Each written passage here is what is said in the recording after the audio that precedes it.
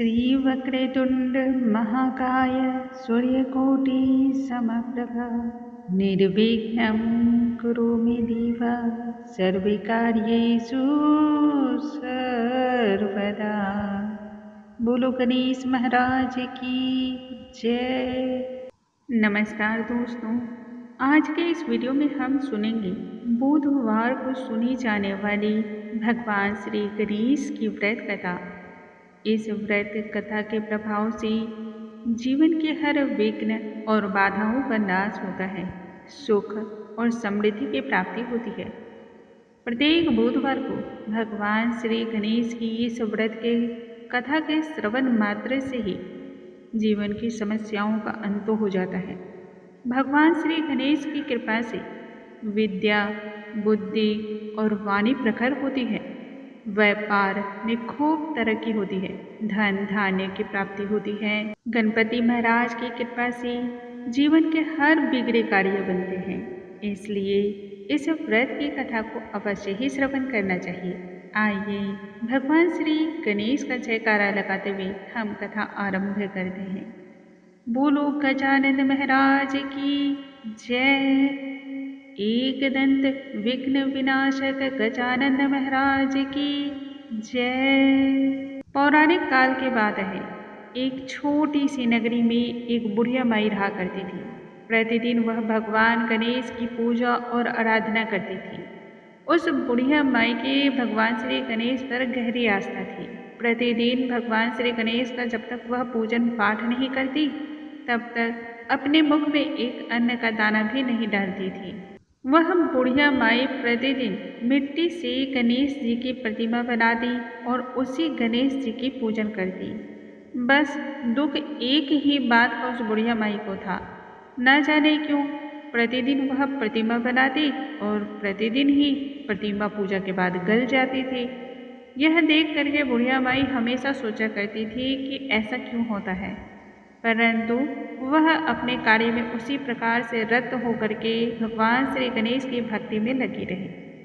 एक दिन के बाद है, बुढ़िया माई के घर के ठीक सामने एक सेठ जी एक विशालकाय मकान का निर्माण करा रहे थे। उस अद्भुत और विशालकाय घर को देख करके एक दिन बुढ़िया माई सोचने लगी, मिट्टी की प्रतिमा वह प्रतिदिन बनाती है और वह प्रतिदिन गल जाती है, क्यों ना ये जो मकान के लिए कारीगर जुटे हैं, इनसे प्रतिमा को बनवा दिया जाए।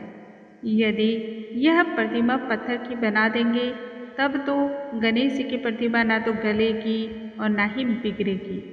इतना सोचना था कि बुढ़िया माई झटपट से उन कारीगरों के पास पहुंच गई तथा कारीगरों से कहने लगी, अरे भाई सुनो जरा सा मेरी भी एक बात। मेरे लिए एक ऐसी प्रतिमा तुम पत्थर की बनवा दो जो कभी न पूजा करने से गले। मैं प्रतिदिन भगवान श्री गणेश की मिट्टी की प्रतिमा का निर्माण करती हूँ और फिर पूजन आराधना करती हूँ।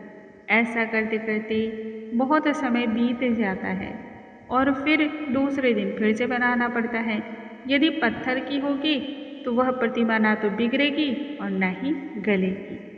इतना सुनने के बाद कारीगर कहने लगे, ए माई सुन, हमारे पास इतना समय नहीं है कि तुम्हारे लिए पत्थर की प्रतिमा बनाएं। जितनी देर में हम तुम्हारे लिए गणेश जी की प्रतिमा का निर्माण करेंगे, उतनी देर में हम दीवार को पूरी कर देंगे। दुखी मन से बुढ़िया अपने घर लौट आई, परंतु यह क्या, दीवार पूरी करते करते करते करते कारीगर थक गए, लेकिन दीवार पूरी होने का नाम ही ना ले रही है। इस तरह करते करते शाम हो गई, दीवार फिर भी पूरी ना हुई। कभी दीवार टेढ़ी हो जाए तो कभी मेढ़ी हो जाए, कभी दीवार ही गिर जाए। कारीगर थक हार करके बैठ गए।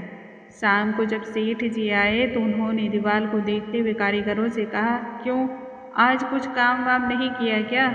तब उन कारीगरों में से एक कारीगर सेठ जी के पास आया तथा उसने बुढ़िया की सारी बात सेठ जी को कह सुनाई। सेठ जी तुरंत ही बुढ़िया माई के घर गए तथा उनसे कहा, माई तुम हमारी दीवार को सीधी कर दो। हम तुम्हें दीवार सीधी हो जाने के पश्चात एक सोने का गणेश जी बना करके देंगे, जिसकी तुम प्रतिदिन पूजा और आराधना करना। इससे ना तो तुम्हारी प्रतिमा गलेगी और ना ही बिगड़ेगी। सेठ जी की इस बात को सुनते ही गजानन महाराज बहुत अधिक प्रसन्न हुए और सेठ जी की दीवार सीधी कर दी। झटपट से दीवार का कार्य पूरा हो गया और भव्य मकान का वहां पर निर्माण हुआ। इसके पश्चात सेठ जी अपने वादे के मुताबिक बुढ़िया को एक गणेश जी की छोटी सी बहुत ही खूबसूरत स्वर्ण की प्रतिमा ला करके दिए। हे विघ्न विनाशक गणेश महाराज जी, जैसे आपने सेठ जी की दीवार को सीधी करी, ठीक वैसे ही हमारे सभी कार्य सीधे करना, सभी विघ्न और विनाश का नाश करना।